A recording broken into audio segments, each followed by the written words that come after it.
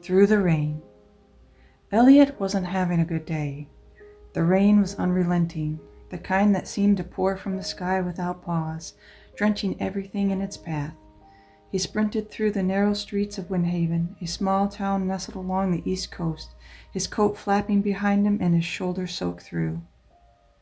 His hands clutched the battered manuscript, desperately shielding it from the downpour, as if he could save it from the relentless weather, though he knew deep down there wasn't much he could do.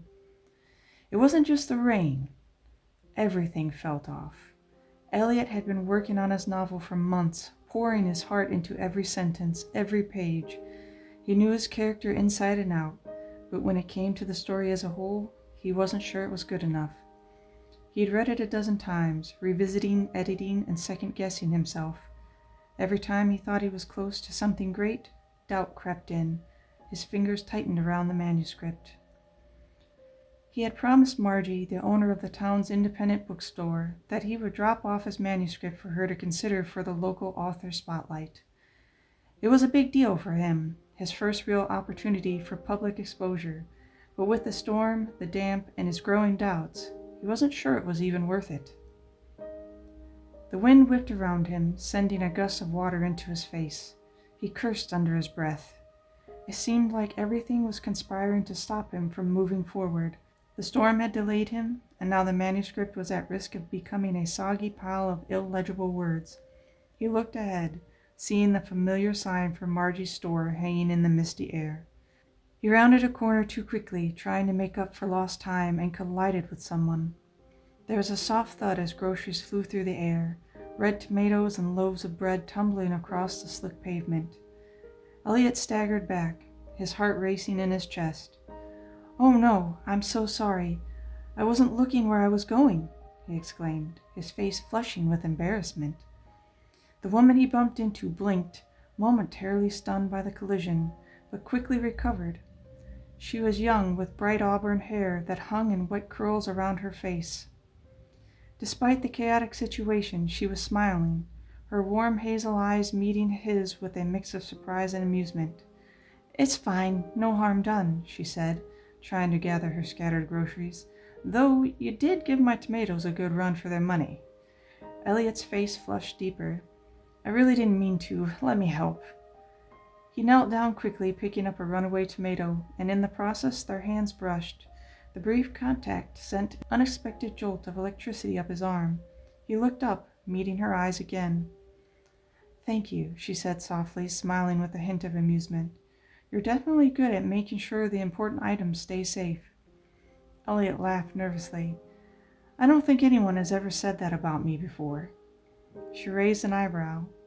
"Well, maybe it's your new talent." Then with a teasing grin she added, "How about we make sure the eggs survive next time?" Elliot chuckled, nodding. "Deal." Together they gathered the fallen groceries. As they worked, the rain continued to fall, but there was a certain warmth between them despite the storm. It felt strangely natural, like they'd known each other for longer than a few minutes. Once they had everything back in her bag, she stood up, brushed water from her sleeves, and smiled at him. "Thanks for helping me with this," she said. "I'm Emma, by the way." "Elliot," he offered, a sheepish grin. "Sorry again about the collision." "No harm, no foul," she said with a wave of her hand. "You're clearly in a hurry. Where are you headed?" Elliot hesitated, glancing down at the damp manuscript he was still holding. "I'm delivering a manuscript to Margie's bookstore. It's my first real attempt at a novel. I'm hoping she'll consider it for her local author spotlight." Her eyes flicked to the bundle of papers in his hands. "A novel, huh? What's it about?" Elliot smiled, albeit a little self-consciously. "It's a love story. Boy meets girl, they fall in love, there's a little conflict, and everything ends up fine. But, I don't know, it feels too predictable. Not enough heart, maybe?" Emma studied him, her gaze soft but piercing. "You sound like you don't believe in your own story. It's not always the story itself that matters. It's how real it feels, how much of yourself you put into it. Love isn't neat and perfect. It's messy. Sometimes it's like pottery." Elliot blinked. "Pottery?" She nodded, her lips curling into a small smile. "Yeah, you shape it, mold it, and sometimes it cracks or falls apart. But if you're patient and willing to put in the work, You can make something beautiful." He chuckled, finding her analogy oddly fitting. "That's actually a good way to think about it. You're a writer, aren't you? You should know how to make your story more than just a neat, tidy package everyone expects," she said teasingly. "Sometimes the best stories are the ones that aren't perfect." Elliot blinked, realizing how right she was. He had been so focused on making sure everything was perfect that he hadn't allowed room for the mess, the rawness that came with true emotion.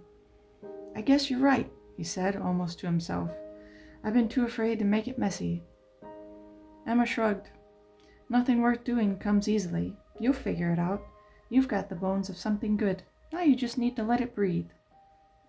Her words stuck with him as they walked through the coffee shop nearby. Emma insisted on buying him a coffee as a thank you for the accident, and Elliot accepted, grateful for the easy camaraderie between them. The rain hadn't let up, and they ducked into the cozy little cafe, its windows fogged with warmth and the aroma of fresh brewed coffee. They ordered their drinks and sat in the corner booth, the steady rhythm of the rain outside barely audible over the quiet murmur of the cafe's other patrons. It was strange how comfortable Elliot felt with Emma. They'd only just met, yet it felt like they were picking up a conversation that had been ongoing for years. "So tell me more about your pottery studio," Elliot said, sipping his coffee. "How did you end up here?" Emma looked thoughtful for a moment. "I used to live in the city, worked at a corporate job for a while, but something was always missing. I was living for the paycheck, not for anything real, so I moved here. Started this studio a few months ago. It's been a lot of work, but it's the most fulfilling thing I've ever done."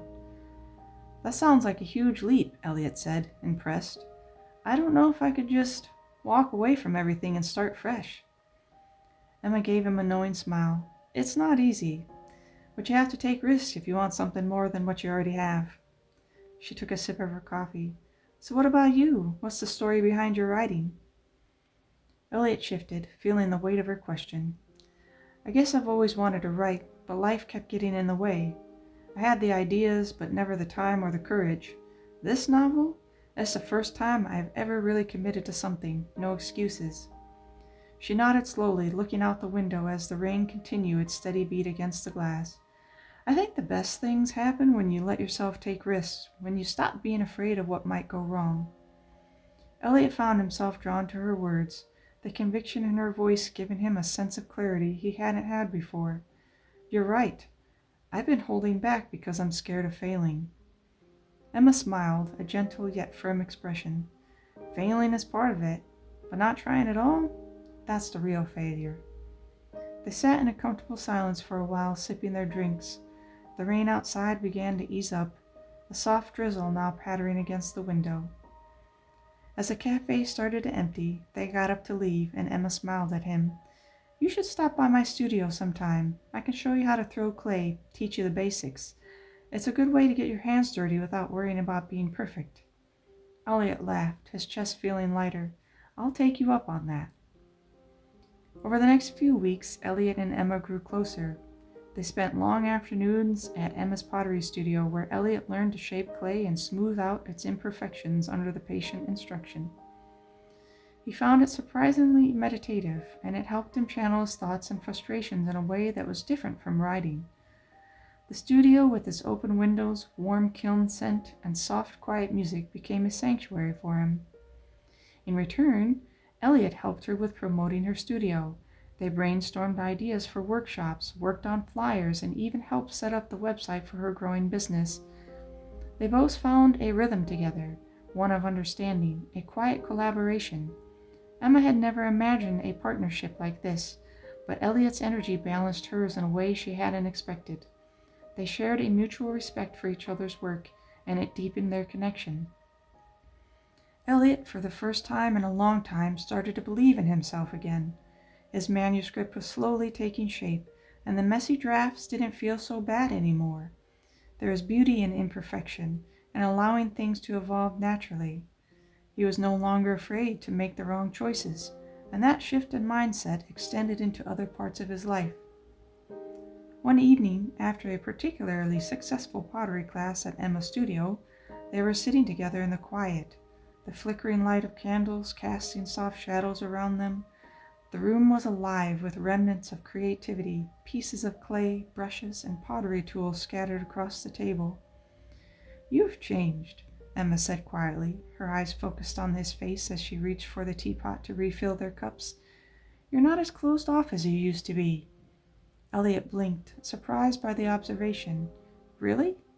She nodded, her expression soft. "You've learned to let go, let things happen without forcing them." Elliot met her gaze, his heart thudding in his chest. "That's because of you," he said, his voice barely above a whisper. Emma froze, her eyes wide.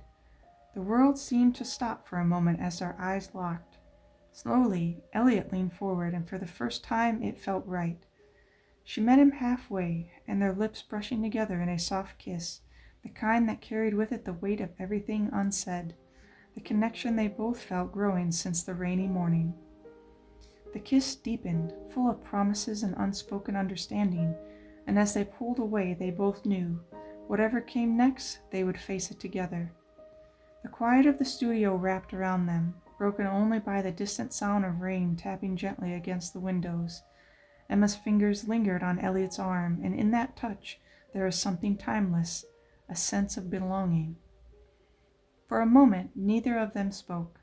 The world outside seemed far away, irrelevant. They were cocooned in a space where nothing could hurt them, a place where they could simply be. Elliot shifted closer, his voice a hushed murmur in the dim light. "I didn't think this would happen. Not like this." Emma smiled softly, her gaze steady and warm. "Neither did I. But sometimes things happen when you least expect them, when you're not looking for them." He nodded, his heart full. "I've been so afraid of the mess, of letting things get out of control, of being vulnerable. But with you, Emma, it feels so different." Her hand found his, their fingers intertwining naturally, as though they had always been meant to fit together. "Vulnerability is a risk," she said softly, "but sometimes it's the only way to grow. We can't control everything. Life doesn't work like that, but we can choose how to respond." Elliot's chest tightened at the wisdom of her words. She was right. He'd spent so much time trying to perfect every detail in his life, trying to control the narrative, but somewhere along the way he'd forgotten that life was messy and imperfect, and that was what made it worth living. "I've spent so much time running from my fears," he admitted, his voice barely above a whisper. "I think I finally understand what you meant about the pottery, about shaping things in your hands and letting them be what they're meant to be. I've been trying to force my story into something I thought people would want. But maybe the story isn't about making it perfect. Maybe it's about being honest with it." Emma's eyes softened, and she squeezed his hand gently. "You don't have to have all the answers right away. Sometimes the most honest stories are the ones we don't even know we're writing." Elliot laughed softly, a sense of relief washing over him. It was the first time in ages that he didn't feel the weight of expectation. With Emma he could simply exist. No pressure, no judgment. Just two people sharing a moment, a connection that didn't need to be forced or understood. It was enough to be there, to be real. He let out a breath as if the air had changed somehow, lighter, freer. "I never thought I'd find someone like you," he said, his voice thick with emotion. Emma met his gaze, her expression tender. "And I never thought I'd find someone who could challenge me the way you do. You're not afraid to ask questions, to dig deeper. It's refreshing." Elliot grinned, his heart lifting. "Well, you did teach me the art of pottery, so I think I can manage a little digging now and then." Emma chuckled, the sound light and carefree. "It's more than that, though. You've taught me that it's okay to take risks, to not have all the answers, to let things unfold naturally. I've always been someone who likes to have control, but with you I'm learning to let go of that control, to just be." The honesty in her words touched something deep inside Elliot. He had never felt this seen, this understood. The connection between them felt more like a partnership, a shared journey of growth. They weren't just falling in love with each other, they were discovering parts of themselves they had kept hidden for so long. "I think," Elliot said slowly, his gaze never leaving hers, "that we're both learning to embrace the mess, aren't we?" Emma nodded, her smile softening. "Maybe that's what love is. Not perfect, not polished, but messy, real, and beautiful in its own way. Elliot's heart swelled with affection. He was no longer afraid of the messy parts, of life, of relationships, of writing, because he had Emma by his side, and that was enough. Together they could handle whatever came their way. "I think we've got something special here, Emma," he said quietly, his voice full of hope. "I think we do too," she replied, her voice steady and confident. "And I'm ready to see where it takes us." The rain had stopped, leaving the world outside quiet and still, but inside their hearts were alive with possibility. They were both on the verge of something new, something raw and authentic. Whatever came next, they would face it together, each day more certain that they had found something worth holding on to.